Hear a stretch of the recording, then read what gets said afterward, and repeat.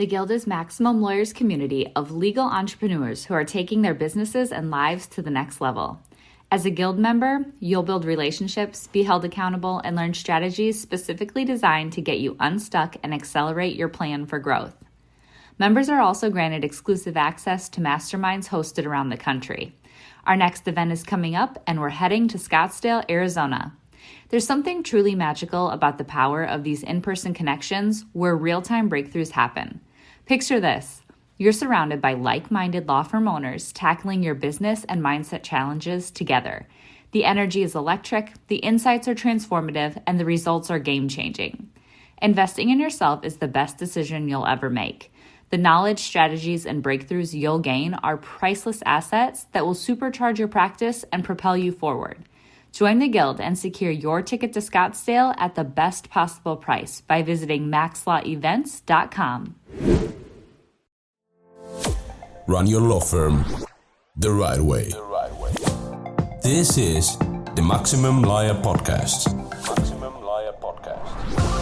Your hosts, Jim Hacking and Tyson Mutrux. Let's partner up and maximize your firm. Welcome to the show.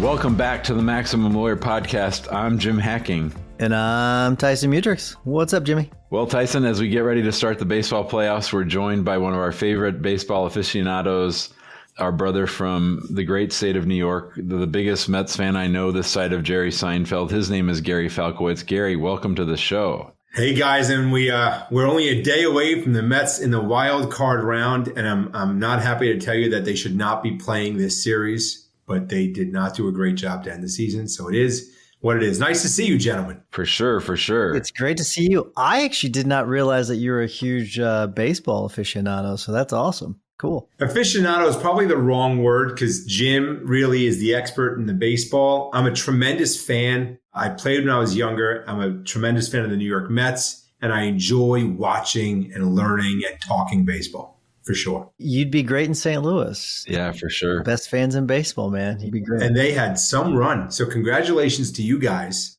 saying goodbye to immortals. But, there's an ending to everything. And what a run those guys had there. So that was awesome. Yeah, I was there on Sunday, and it was really something. They, honored them and thanked them. And when you hear the stats about all the playoff games they went to and all the records that they hold, and, it was funny because they pretty much ignored the fact that Albert was gone for 10 years. They just sort of skated right over that. But it was The thing that got them the most excited was the mayor named October 4th, Yadier Molina Day, and October 5th, Albert Pujols Day. And they were just tickled pink. Wow. They were giggling like kids when they found out that they had their own days.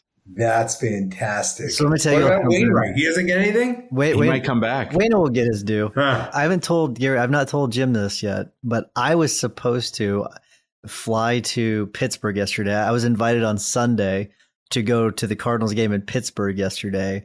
And I decided not to do it because we would have had to reschedule all of our podcast recordings today because it would have not worked. The only thing that kept me from doing it was today. So just so you know, Gary, I kept it so we could record with you. So I am honored. I'll make it as fun and as valuable as possible for you guys. I'm sure it'll be great. I'm sure that people are sick of us talking about baseball. So let's talk about Gary. Gary, tell people we know you well, but tell people, and I think a lot of Maximum Lawyer fans, especially people that have been to the conferences, know who you are, but tell people who you are and just a little bit about your story. Yeah. So I'm a little bit unique, comparatively speaking, to my brothers and sisters that are attorneys out there. I've been practicing. I'm an attorney since 2005. And I'll skip to the point where I was hired as a personal injury lawyer at a national personal injury law firm. And the light bulb went off in my brain about how this is a business. And it's not just offering legal services. It also became very clear to me that we are a commodity, and the competitive nature of what we do makes it so that it doesn't matter how good of an attorney or how smart you might be, but rather how well you run your business. That might be the difference between success and failure. So when I realized this at a young-ish age, I decided to gamble on everything I learned managing the intake being on television, maybe a few pounds lighter, being the guy that says, if you've been injured, we can help, right? And really understanding what makes the phone ring. I decided to gamble on that knowledge and experience to consult law firms on their front end business, on their intake practices. Fast forward, you have my own book. We opened a call center, which was ultimately acquired. I still consult law firms. I still have my own law firm. I have a coaching program right now, and I got a few other things up the sleeve that I'm working on,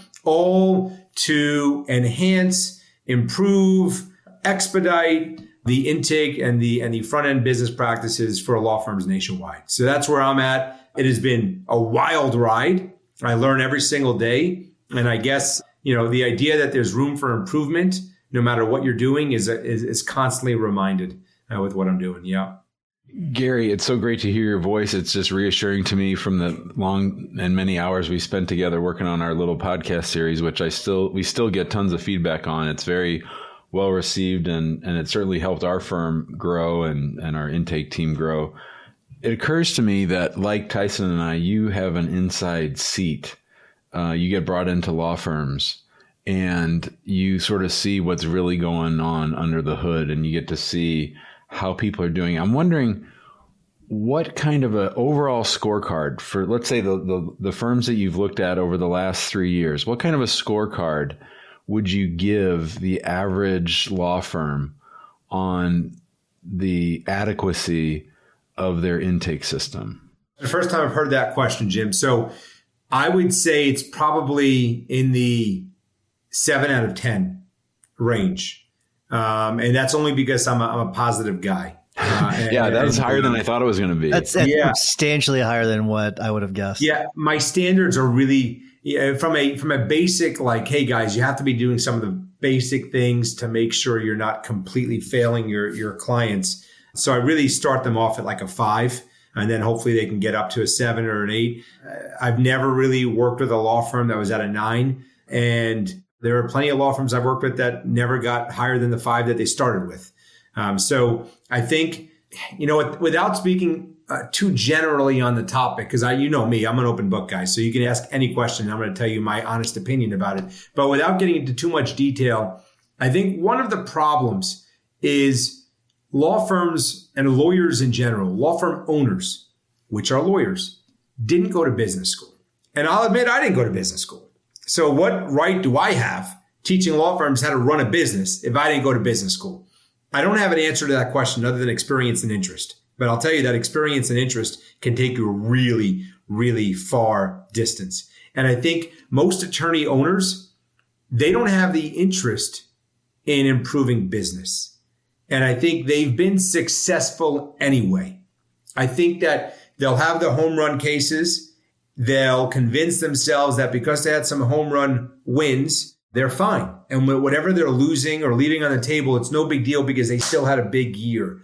So my goal is to teach law firm owners that they shouldn't be judging their last year or yesterday on just the wins.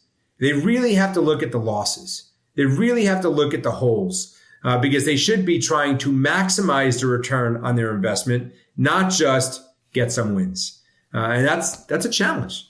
It's a challenge. Nobody wants to know how much they weigh sometimes, Jim, right? We don't step on that scale because we're nervous to see what it says. Guilty of that as well. I might go a couple of weeks before stepping on that scale because I just don't want to know. Well, I'm the scale for the law firms, and I want to tell them. I want to tell them what's going on. I want to give them the truth, and I want to help fix it. That's where I come from. Let's dig a little deeper on this. So what are some of those holes that you see most common? So let's stay with the baseball theme for a second. What are some of those holes in their swing? Yeah, let's see how far we can go with this analogy. So I think their swing is too long, Tyson. Okay. I think that too much of it is manual improvisation and guesswork. So what happens is each caller, each lead gets a different experience. And because of that, it becomes unpredictable to forecast future results.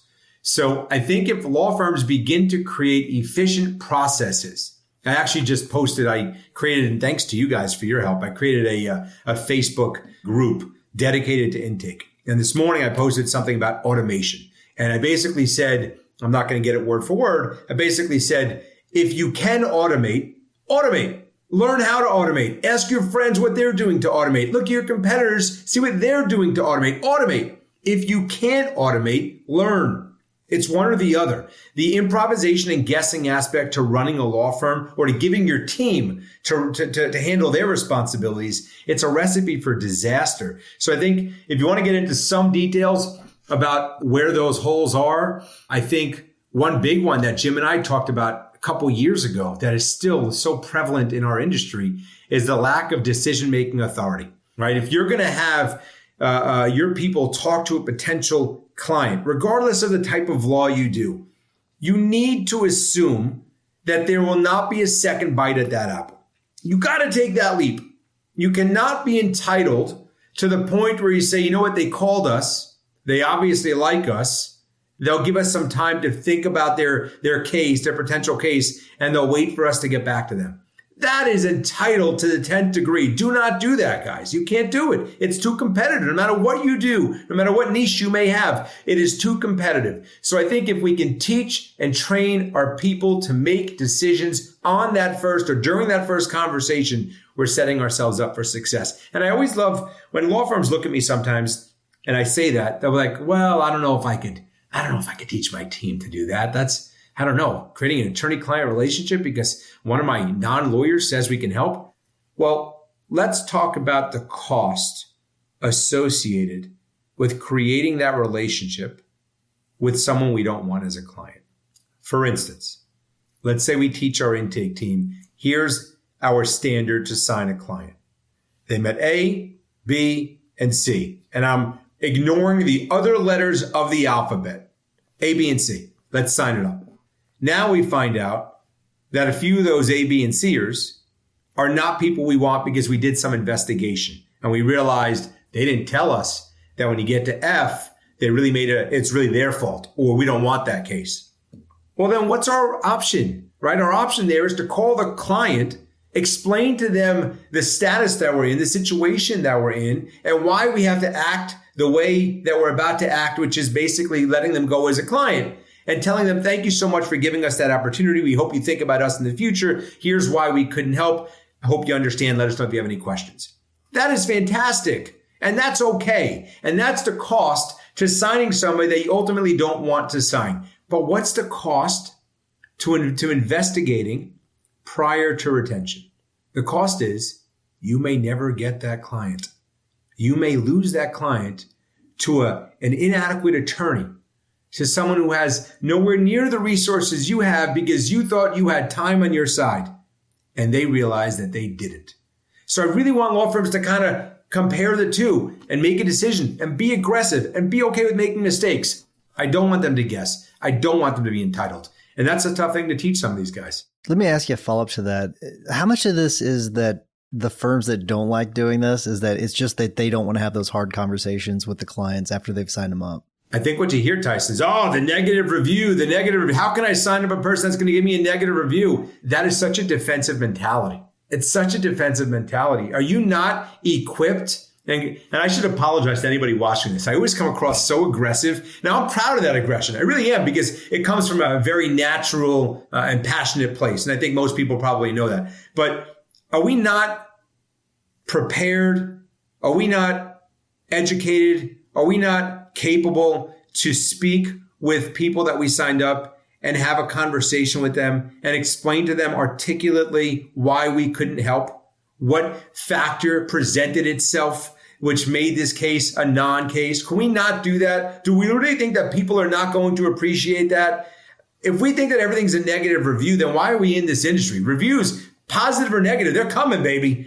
Either way, they're coming. So let's make sure at least we're doing everything we can to sign as many potentially good clients as possible. Let's make that a priority, not, oh my God, I'm scared of negative reviews. One of the things you mentioned was return on investment. And I was thinking about my old mentor, Jim Mondel, and he used to say to me, Jim, do you know why I win a lot of my cases? I said, no. He said, because lots of lawyers do all the work of discovery, depositions, and then they don't do the last 10% of the work to win the case. Like they put all the pieces together, They sort of hope it might settle, and then they don't do that last 10%. And I think there's an analogy there to all the money and effort that people put into their marketing to get their phone to ring. And when they spend time with Gary, they realize how much money they're wasting and how much it's actually costing them to sign up a case. Can you talk a little bit about that? Yeah, I think that there's an aspect here to taking a path that is least resistant that law firms tend to rely upon.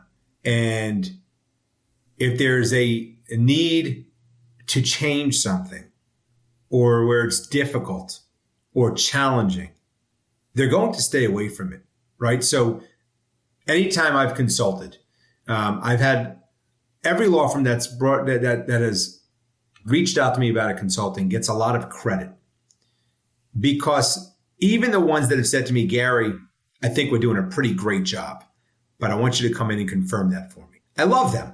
Thank you. Fantastic. That is the goal. Let me come in and confirm that for you. I'm not coming here to rip anything to pieces. I want to help you. So to me, it's like, good for you. And I think many law firms don't want to know, and they don't want to make something slower. When you're talking about the intake staff, I call it intake staff. For some other industries, maybe it's not intake. Maybe they call it just their reception team. Maybe they call it their sales team. Maybe they call it, their claimant introductory team. It doesn't matter what you call it.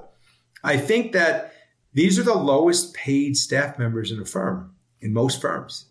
And I think that I hate to repeat myself, but there's this aspect of these guys don't need to know how to sell, because if somebody calls us or reaches out to us, they already want us. And I think we all have to understand that claimants are just hunting. They're just hunting. They don't know what questions to ask. They don't know how successful you've been. They don't know what law school you went to. They don't know how much money you made last year. They don't know what you did for a similar claimant in the past. What they know is they saw your marketing message. They had a need that they thought you can assist with.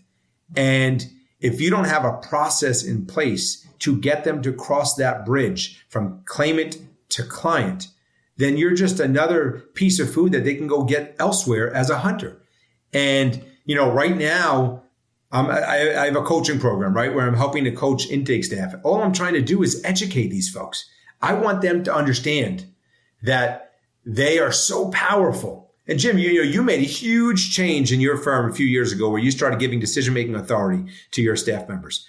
And that's really a powerful shift that you gave to your staff members, to give them that ability and to get them to say certain things to potential clients that made clients feel like, oh, you can help me? That's fantastic. What's the next step? Oh, we can do it right now in this call? That's fantastic. Let's get it done. And I'm sure there was a point where you just didn't think it was going to work. No way are these potential clients going to sign on the dotted line right now. No way are they going to move forward without speaking to me, a lawyer. And you found out pretty quickly, holy shit, pardon my language, these guys just want resolution. These guys just want someone to say we can help. They want to take the pressure from their shoulders and put it onto somebody else's shoulders. And I think there's a major impact here, or a major factor here, impact's the wrong word. There's a major factor here, which is friction. And if we have any friction at the front end of our business in such a competitive industry, we lose. We lose. I want you to imagine going down a shopping mall, right, with multiple stores, all offering the same thing. And if one door is locked, they're going to the next one. If you go into the next one, then the lights are off. They're going to the next one. You go to the next one, and there's no one to help you when you walk in the store, so you can't find the shoes or the shirt you're looking for. They're going to the next one. That is how it is for law firms. So how do we make it easier for these callers? And I think, to go full circle back, I think that we're judging our intake on how much money we made last year. And that's a big problem. One has nothing to do with the other. Our intake impacts how we do in the next 2 to 3 years. And I think we have to just start putting some more attention on our sales team. And here's the thing. I'm becoming more and more comfortable with just calling it sales. I truly am. This is, every other organization has sales programs for their salespeople. Every other organization understands how important the sales aspect is to their business. How dare we think that this isn't sales because we think we're lawyers and we don't sell. Bullshit. That's bullshit.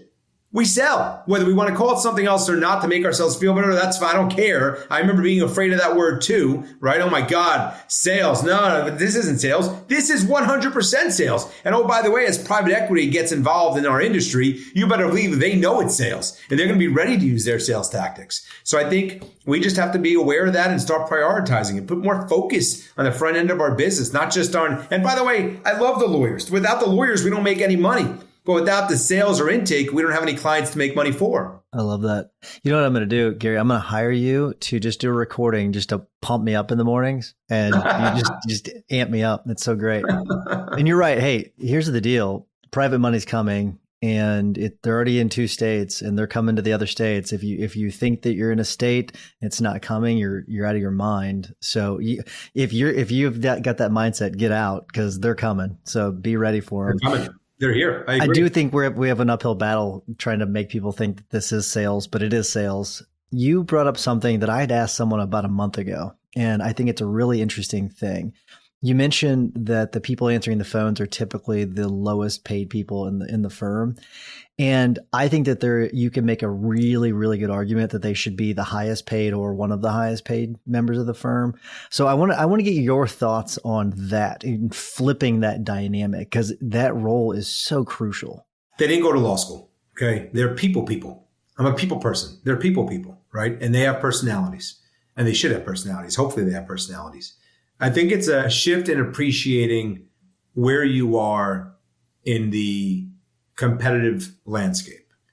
I think the more you realize that you can be replaced with a snap of a finger, the more attention you put on your sales team. I think the more you think that you're the only game in town, the less attention you put in your sales and intake team. So do I think that they get paid or should get paid what lawyers get paid? No, of course not. This is why we went to law school. This is how we, they like to say in the personal injury world that the insurance company offered me $50,000, but the lawyers got me $500,000. Okay, I buy that, by the way. I do.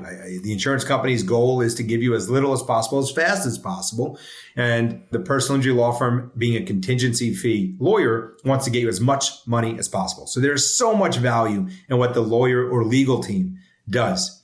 But I think that your intake and sales team must be regarded higher with more respect than it currently is. I'll give you an example that bothers me, always bothers me. When I consult with a law firm, there's oftentimes a disconnect between a lawyer and an intake specialist. What happens sometimes is the intake specialist will have a legal question, right? They're presented with a situation they've never been presented with before. So what they have to do oftentimes is go over to an attorney's desk and say, hey, what should I do in this situation? I have a caller on the phone who experienced A, B, C, and D. Can you help me? Lawyer says, I'm too busy right now. Can you come back another time, please? And they say it in a way where the intake specialist basically says, okay, I'm going to walk away because my feelings are hurt. And you just basically made me, condescended me. The next time I have this situation, I'm just going to tell the caller we can't help, right? Because I don't want to be put in another situation where the lawyer makes me feel badly about asking them for advice or help. Lawyers, and I'm not talking about the owners here, and this is really important you guys understand this. Everyone who's watching this, understand this. Your lawyers never had to put up $1 to make the phone ring. They come to the office, probably work many hours, 8 a.m., 9 a.m., 6, 7, 8 p.m., and files are put in their desk. Deadlines are given to them. No gamble. They come, they work their butts off. Some of you law firms give them a piece of whatever the award is or whatever that is that they earned. Fantastic. They have no idea what it's like to gamble for your business. Your sales team is being judged on a constant basis, a daily basis. Did you convert? Did you convert? Did you follow up enough? And I think the lawyers have to understand that the owners of the law firm have put a significant amount of money gambling on making the phone ring. And the lawyers have to do everything in their power to help the sales and intake team to answer their questions so they become more comfortable asking questions to help them convert leads. Because at the end of the day, sales team, they're not lawyers, so they don't even get to use the title, oh, I'm also a lawyer here. They don't get to do that. And sometimes they need a lawyer to get on the phone to help close. So there's a disconnect there. And I'm not saying intake specialists should get paid more because I can't look into the pockets of an owner. What I'm saying is that everybody in that firm better start respecting and holding them to a higher degree of responsibility, or they're going to lose. The firm will lose. And by the way, the reason why there's so much turnover at intake isn't only because they're constantly picking up the phone call, guys. There's so much turnover because they don't feel appreciated. These folks who are constantly on the phone and making phone calls, taking phone calls, are not feeling appreciated. And they know how much value they bring to the table. So all I'm trying to do is, in the mind share of the attorney, increase the value of what that sales or intake person is. They hold so much value to, and they have a direct relationship to how your firm does in the future. Running your own practice can be scary, whether you're worried about where the next case will come from, feeling like you're losing control over your growing firm, or frustrated from being out of touch with everyone working under your license. The stress can be overwhelming. We will show you how to turn that fear into a driving force of clarity, focus, stability, and confidence that eliminates the roller coaster of guilt-ridden second-guessing and mistake-making to get you off that hamster wheel for good. Maximum Lawyer in Minimum Time is a step-by-step playbook that shows you how to identify what your firm needs and how to proactively get it at every stage of the game so you're prepped and excited for the inevitable growth that will follow. Name the lifestyle that you want and we'll show you how to become a Maximum Lawyer in Minimum Time. Find out more by going to MaximumLawyer.com/course. You're listening to the Maximum Lawyer Podcast. Our guest today is Mr. Gary Falkowitz. He's the CEO of Intake Conversion Experts. He's also the author of The Complete Guide to Law Firm Intake, Powerful Strategies to Maximize Retention and Increase Revenue. Can a team be taught how to close better and how to conduct sales better? Absolutely. I mean, that's what I've been doing. That's why I created a coaching program. That's why I've consulted law firms. I think there's strategies here. I think you can teach them what language to use. I think you could teach them the mentality of the caller that is reaching out to your firm. I think you could make them subject matter experts, not to be lawyers, but to be sales and intake specialists so that they understand and are able to anticipate the questions that are going to come their way. What's a contingency fee? How long should this case last? What's the litigation process like? Who are the attorneys I'm going to be working with? These are all things you can train. Right. And what I think you have to do is you can train them, a lot of these salespeople, on urgency, right? What language to provide to convey urgency so that the caller feels like they have to move on this immediately and to give them the comfort. You know, that's what sales is about. That's what intake is about. It's to provide comfort to the potential buyer.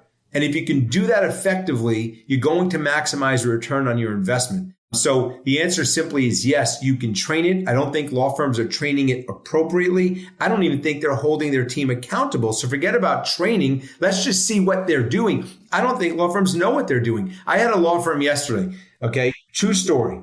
I hate that I have to say that as if I would make up a fake story. True story. A law firm asked that I perform a couple of ghost calls for them. Okay. This is a client of mine. So I did completed two ghost calls. The first one, the intake specialist asked no less than 30 questions. 30 questions on the first conversation, and the call ended without them telling me whether they can help or not. They had to go, they said, I'm going to go speak to one of my supervisors and see if we can help and give you a call back. Are you kidding me? If that didn't bother you enough, let's go with the other call. 12:45 on a Wednesday, yesterday. I called their firm. Someone picked up on the fourth ring and said, please hold. Something better than that, but something like, would you kindly hold for a moment? Didn't capture my name, retrieve my name, nothing. Waited 2.5 minutes on hold. I hung up. 2.5 minutes. This is in the middle of a Wednesday. Guys, this is not the only firm that does this. We all have the holes in our bucket. We have no idea where the holes are. And in the front end of our business, how can we not automate some of this stuff? How can we not train our people better? We can. We choose not to. We choose not to. And if there's anything I've done or continue to try to do in my career, it's to help businesses run their businesses better, right? I want law firms. I want them to understand it is a business. I want them to understand how they can hold everyone accountable, how they can find their leaks, and then how to plug those leaks. That's my goal. And then, down the road, I'm going to have a lot of cool things that I'm bringing out there as a value-added proposition. It's all with the same goal. Plug your holes, get more leads. That's it. Plug your bucket with a bunch of leads. That's fine. There it is. That works too. Let's plug the bucket. Lots of leads. That works. That's right. So, hey, you've been mentioning this a little bit. Talk about the coaching that you're doing for law firms when it comes to the intake. I think that's great. So tell people about that, and then give yourself a little plug as to how they can get in touch with you about that too. Yeah, I appreciate that, Tyson. It's never good. Some people are good at selling themselves. I just like selling ideas. So I'm not good at selling myself. It's a new coaching program. It's called the Intake Playbook. You go to intakeplaybook.com. I basically realized I can't consult everybody all the time. I can't be cut in so many different ways. So I wanted to help out in a more direct fashion. I wanted to communicate with intake specialists and salespeople throughout the country. So there are 2 live courses a month. Anything where you can't make it, you'll have access to the videos. We're going to be discussing obviously all of the holes that we've discussed here on this call and get really down and dirty about how to fix them. We're going to have interviews with sales and communication experts. And we're going to and there's also a phone call with the firm so we can discuss how things are going in that particular law firm. I just think it's time there is more attention on the specific sales team and intake team. And I think an objective and outside voice giving them the ability to ask questions, right? It's not just, hey, Gary's got the answers for you. Now go use these answers. It's actually trying to provoke thought. I want to push them to ask their supervisors questions. Hey, what should we do in this situation? Hey, how should we handle this? Hey, what are we doing with referrals? I want them to ask those questions because there's so much opportunity that's left on the table. And I don't think law firms are very much aware of it. So it's called the Intake Playbook, intakeplaybook.com. Excited to sort of speak directly with the sales teams at these law firms. When I hear you speak about intake and what you observe at these law firms, I think about myself when I talk about immigration. We have sort of the same passion. I'm wondering, where does this come from for you? Like, what's the genesis of this? I wouldn't say outrage. I think outrage is too strong, but that you find this to be upsetting. I'm embarrassed by it, Jim. I